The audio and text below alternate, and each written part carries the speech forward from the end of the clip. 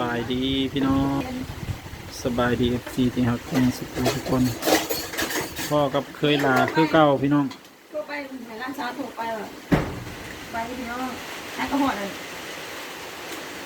หอยขยอง พี่น้องเลย ประมาณชั่วโมงหนึ่งจะได้มาห่อเนื้อ ขาก็เพิ่มทุกวัน กับข้าวเฮามื้อนี้ก็คือสบายดีพี่น้องกำลังสิปนปลาก ำลังสิปนปลาพี่น้องเอ้ยเมนูตอนนี้ก็จะพึ่งเบื่อกันเนาะปลาเป็นปลาเลยช่วงนี้ ใครบอกป้าลุงว่าแห่งบำรุงเด็กหน่อยมันสลัดว่าย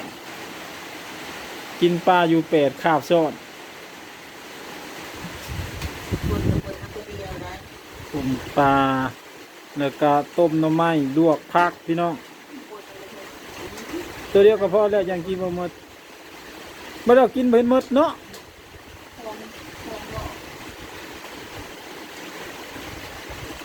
หน้าไม้ที่เฮาไปหาหมู่บ้านนี่วานนี้เฮาใส่มือเล็กอย่างเดียวหักเอาปะนะเต็มกระตาเฉย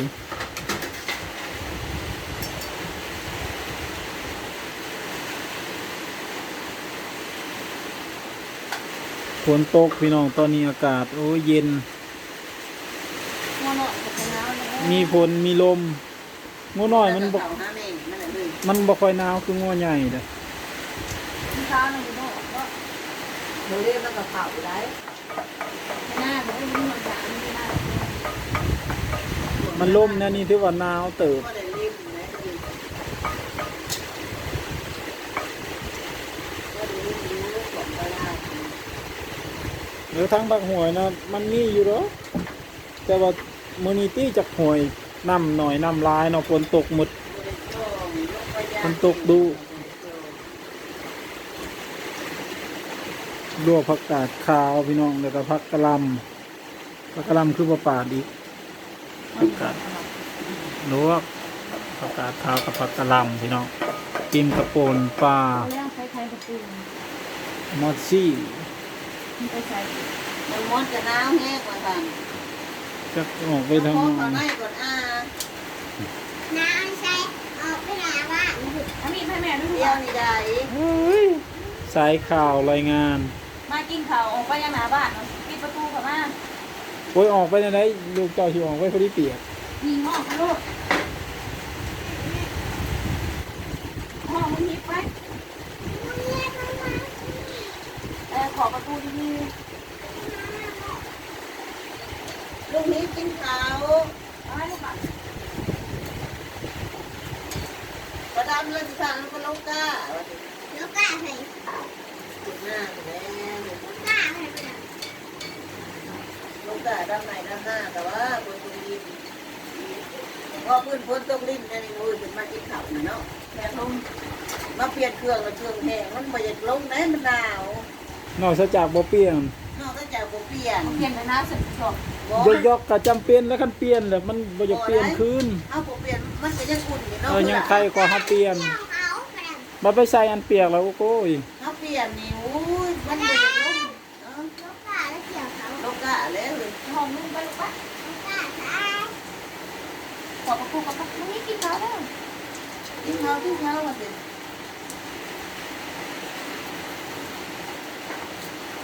กดออกแล้วกูฟังอย่า ฝนตกคู่มือคู่เว้นพี่น้องเอ้ยไปใส่มาใส่ก็ลำบากในการเดินทางมื้อนี้ก็วันที่28เลยเนาะยังอีก5-6มื้อก็ฮอดหมอนัดได้นี่ แต่จิไปหาหมอหรือคนโตโลก วันที่5จักเล็ก คนมีเบียบมีงาน ย่านบ่ได้ไปโรงเรียนอยู่ลูกสาวคน ไปที่มาหาพี่คนโต แล้วบอกว่า ลากมาแต้งมาทวนนะ บอกว่าบ่ให้มาก็มา น้องเก่า บ่ได้เข้าโรงเรียนเป็นหยังคือบ่ได้ไป คู่เขามาสิมาได้ คนโตกู้ก็บ่มาเด้อ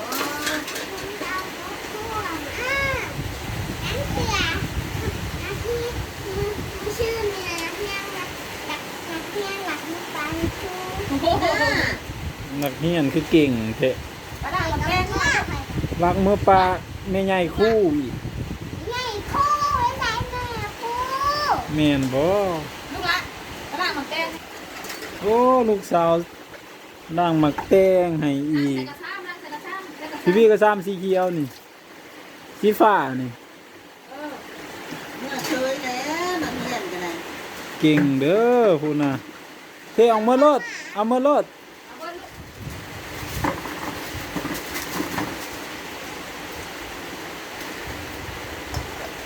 เก่งคักปัญญัง บ้านอยู่บ้านกินของกระด้างแต่กินเดีย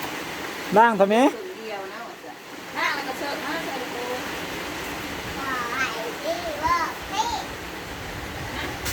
ก่อนที่ข้ามผลิตน้ำหวย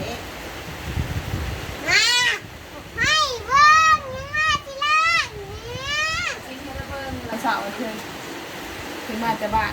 ข้างเขานะ เขาไปเก็บของกระเซลเนี่ย ใช่ละ สิร้านเองเดินกินเขากับป้า แล้วเลยพี่น้องคนปลา เพื่อนเอาไว้ไหนเนี่ย คนปลารวยหอมก็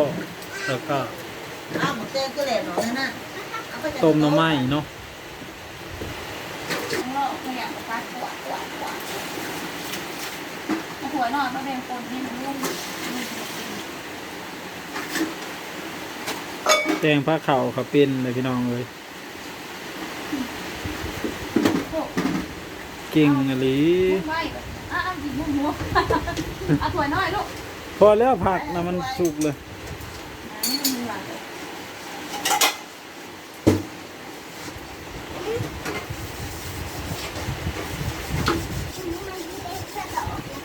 เห็นว่าอากาศหนาวบัดอยู่ในเตาเฮิงอะลีเอาบ่ออก สาดเด้อ เอาบ่ออกแต่เตาเลยบาด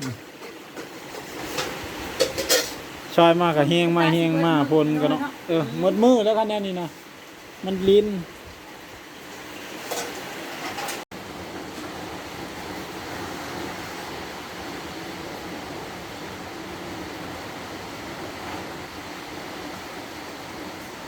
แล้วนะพี่น้อง มาเด้อมากินข้าวน้ำกันเด้อพี่น้องแซ่บ มอดที่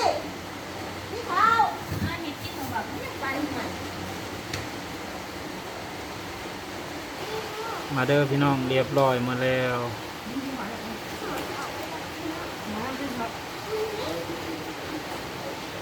ปิดเข่าดูประตูนะลอย ปิดเข้ามาประตูนะพ้นสิผาก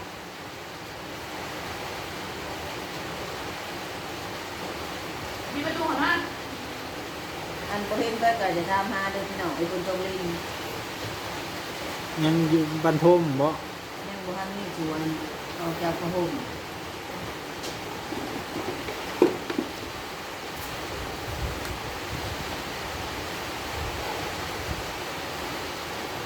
กินทำตัวอย่างเดียว เหมือนว่าคนเดียวมันจะกินแล้วไปแล้วเลย ไว้กินแต่ปลาแค่ไม่ต้อง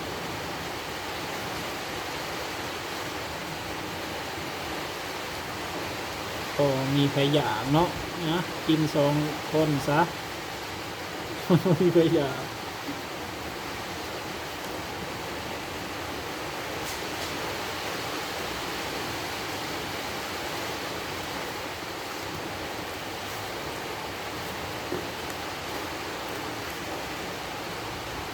มาเด้อพี่น้องข้าวกินพี่น้องเลยงอกป้ายมันรอกินอยู่ข้าวกินแล้วมันข้าวจะกิน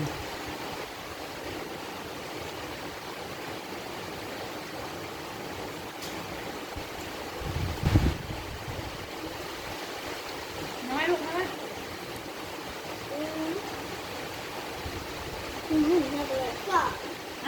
บอกกินข้าวนี่จะนอนหัวจะนอนนอน ก็ให้ยังนอนไปเลย มันหยา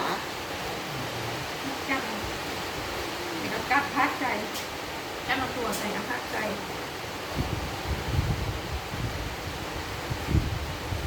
ต้มมอยอย่างมากหนาจุกๆแบบบางเพียน เลยมาบ่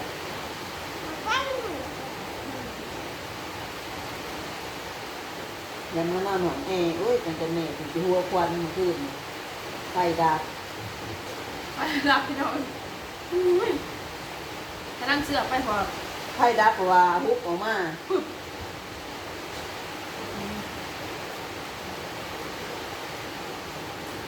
คือว่ามันถือว่ามาแล้ว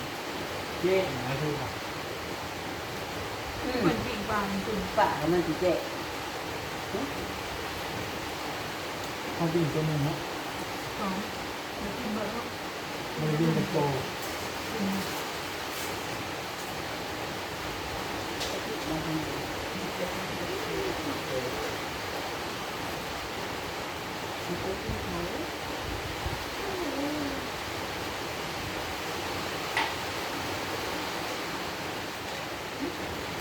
มันจะเสียบนี่แตงโมมีหนึ่งเนาะ100โปรตีนมันเลยนะ ไม่ไหนว่าตัวนั้น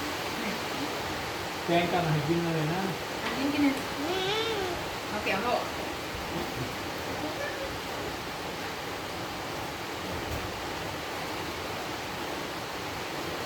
ก็อันยืนเหรอก็ยินเลย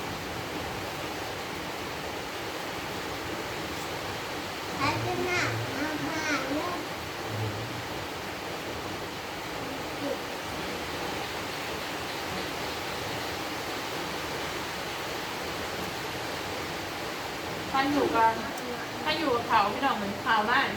ข่าวสารกับเบิร์กินที่เขาไม่ได้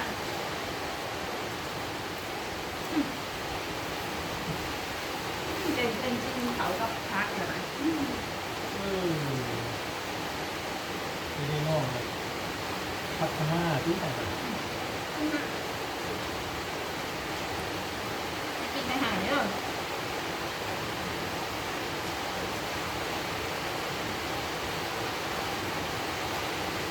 ก็เป็น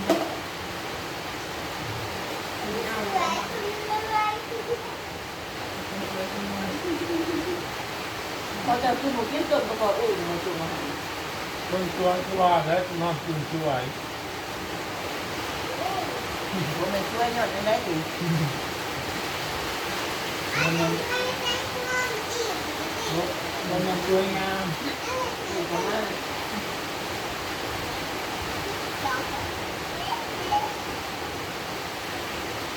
สาวไ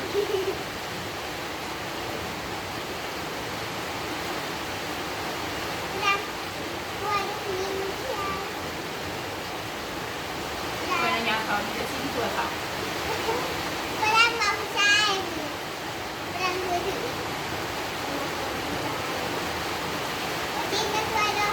วันนั้น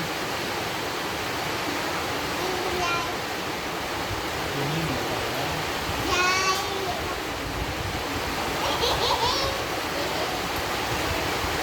เป็นเสียง ตัวนี้ก็บอกก่อน พระเจ้าว่าลูกปุ๊บนะแล้วน่าจะได้ก่อนนะพอมาแห้ง หมักเป็นถุง พอมาเนยแห้ง โอ้ยจะได้จะหมักเป็นแย่ที่จะเลย แม่หลวงดูเกี่ยวกับน้ำหมด แล้วอะไรมันยิ่งก่อนนะพอเนยมาพอแห้ง กินหมักเป็นแย่ก็จะเนาะ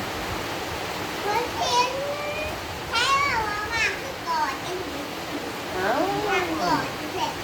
ทุกบ่อนเอาหลอกกับลูกเนาะ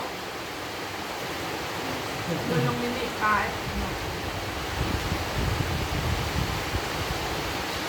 จำหนักบ่อยจำหนักบ่อย หลอกกับลูกก็ได้เนาะ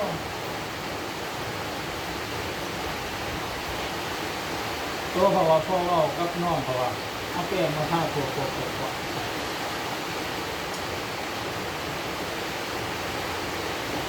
ใครร้องมือแรงเขากับเมื่อ เนี่ยก็ได้แค่นั้นรู้ ยังมีใครอยู่อยากเปลี่ยน กันตกมันมือนะแป้งนี่ด้วย